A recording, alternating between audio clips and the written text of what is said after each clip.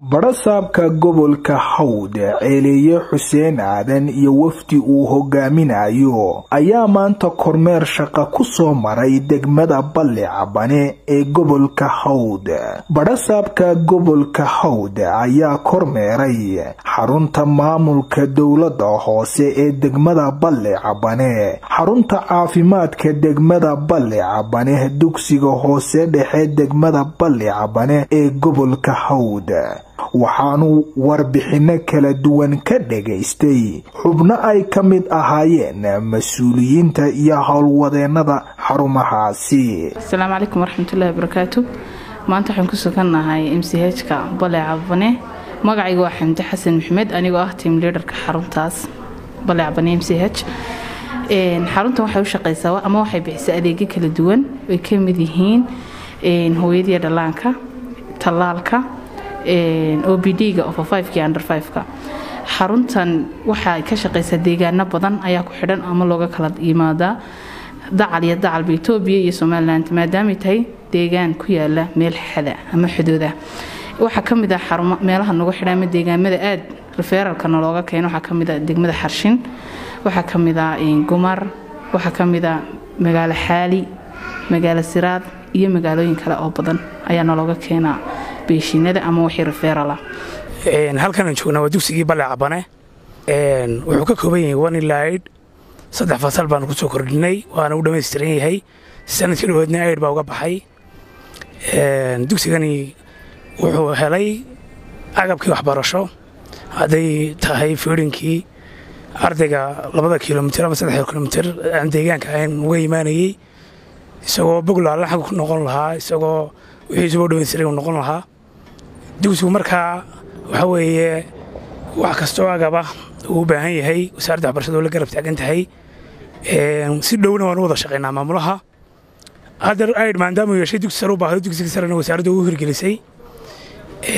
marka inahaas ma ku soo koobaya. intaasi kadib barasaabka gobolka Hawd Ceeliye Xuseen Aadan iyo mas'uuliyiintii kormeerkaasi ku wehelinayay waxa ay bulshada degmada Balle-Cabane kula hadleen hoolka shirarka xarunta aqalka martida degmada Balle-Cabane ee gobolka Hawd.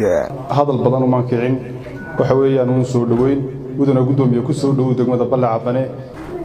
xafladan ballaaran ee sameysay degmada Balle-Cabane ee ku soo dhaweynaysa gudoomiyaha gobolka iyo wafdiga uu hogaaminayo ee aadka u quruxda badan.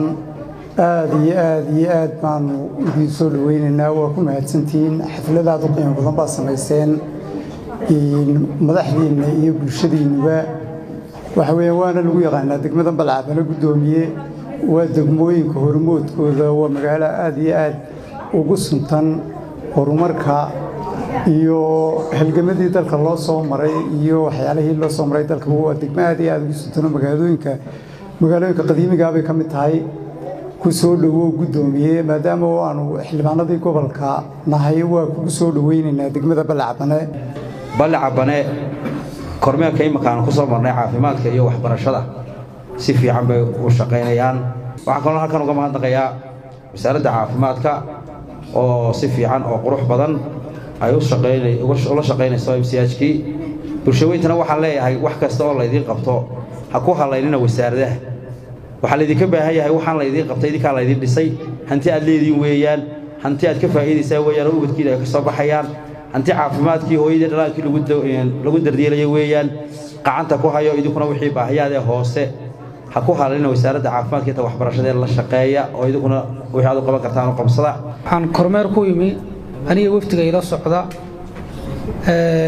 degmada Balle-Cabane oo degmo qadiimi oo aad u ballaaran ah. waxa halkaan ugu soo dhaweeyay dhammaan cuqaashii, dhalinyaradii, odayaashii, haweenweynaha iyo ardayda dhammaantood aad baan ugu mahad celinaynaa. degmada Balle-Cabane waa degmo ku suntan soo dhaweyn marka la yiraahdo gobolka Hawd. waxay ka markhaati kacaysaa siday noo soo dhaweeyeen ee cadceedda noogu taagnaayeen intaan soo soconnay iyo intaan joognayba. waxaan soo maray xaruntii caafimaadka ee hooyadii dhalaanka oo si fiican u shaqeynaysa, dugsigii hoose dhexe oo isagna si wacan u shaqeynaya. waxaan halkan iiga sheegayaa dhammaan odayaasha iyo haweenweynaha iyo dhalinyarada iyo hormoodkaba inaanu iska kaashano horumarka degmada Balle Cabane inta laynoo taagay ay dawladdeena iyo miisaaniyadda qaranka laynooga taagana waxaan xaq u lahayn inta kalena dawladdeena ka sugaynaa insha Allah aniguna horumarka waan ugu garab taagnaan doonaa haddii la yiraahdo mar walba waan iska warhayn doonaa si dhowna waan ila shaqeynaa haddii la yiraahdo Cabdinajiib Dayib Cismaan warbaahinta qaranka Soomaaliland magaalada Balle Cabane.